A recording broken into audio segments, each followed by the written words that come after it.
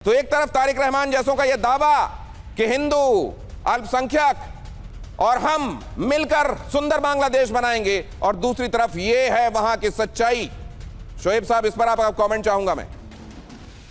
जी, मैंने ये अमृत मंडल की जो हत्या है, और देखिए इनको कहता है कि ये एक्सटोर्शन में थे, तो कोई भी एक झूठी इल्जाम लगा दो हिंदू के ऊपर, चलो वो अगर एक्सटोर्शनिस्ट थे उसको पुलिस के हवाले करते, पिटाई करके हत्या कर दी। मैंने फिर से कह रहा हूँ दिनेश भाई के, आज तारिक रहमान ने जो ऐलान कर दिया खुले आम कि बांग्लादेश को इस्लाम की रसूल के रास्ते पे चलाएंगे, ये एकदम शरिया की डायरेक्ट डिक्लेरेशन है। शरिया मुल्क बनाने के डिक्लेरेशन। तारिक रहमान एयरपोर्ट आए, उतरे, मिट्टी को छुआ, ये तो अच्छे थे, अच्छी थी, मगर डिक्लेरेशन क्या आ गई? एक तरफ जमात के खिलाफत राष्ट्र, दूसरी तरफ तारिक रहमान के शरिया राष्ट्र। हम बंगाली मरेंगे, या तो हमें आग में जाना पड़ेगा, नहीं तो फ्राई पैन में। ये सी हालत में बंगाली को। और एक इंफॉर्मेशन, ब्रेकिंग न्यूज मैं शेयर करना चाहता हूँ आपके चैनल के साथ। आज ही यूनुस के तानाशाही ने देश के सारे पुलिस स्टेशन को इंस्ट्रक्शन दिया कि हर दिन 4 से 5 को गिरफ्तार करना पड़ेगा जो इंडिपेंडेंट कैंडिडेट होना चाहते हैं।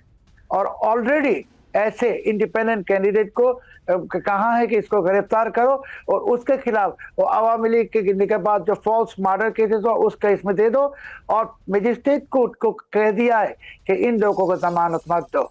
सो एक क्रैकडाउन शुरू करेगा यूनुस के जो पोटेंशियल कैंडिडेट है, इंडिपेंडेंट, अवामी लीग नहीं, उसको गिरफ्तार करो।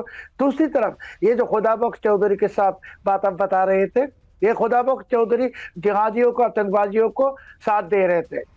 वो कल चले गए, वो फॉरेन पासपोर्ट होल्डर भी है।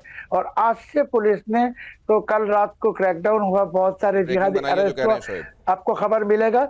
और अताउर रहमान विक्रमपुरी जो अंसार अल इस्लाम का और लश्कर तैयबा का कनेक्टर है, इसके लोगों को भी गिरफ्तार करने की पुलिस का कोशिश कर रहे हैं। ऑपरेशन चल रहा है। कल मैंने आपको कहा दिनेश भाई के क्रैकडाउन शुरू होगा, रात को ही शुरू हो गया, मगर आज यूनुस ने जो स्टेटमेंट इंस्ट्रक्शन दी पुलिस स्टेशन को कि एवरीडे 4 से 5 को गिरफ्तार कर। बड़ी बात कह रहे हैं शोएब चौधरी। ये ब्रेकिंग न्यूज शोएब चौधरी के हवाले से, ये हम उनको एट्रीब्यूट करते हुए आपको बता रहे हैं।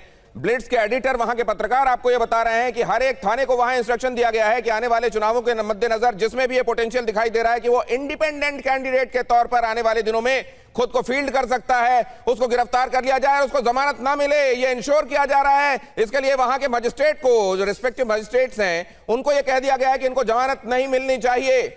ये किस तरह का खौफ और ये किस तरह का चुनाव? क्या ये वो चुनाव है? एक तो चुनाव होंगे क्या, और चुनाव होंगे तो इस तरीके से होंगे क्या? क्या फिर इसको निष्पक्ष और स्वतंत्र चुनाव कहा जाएगा क्या?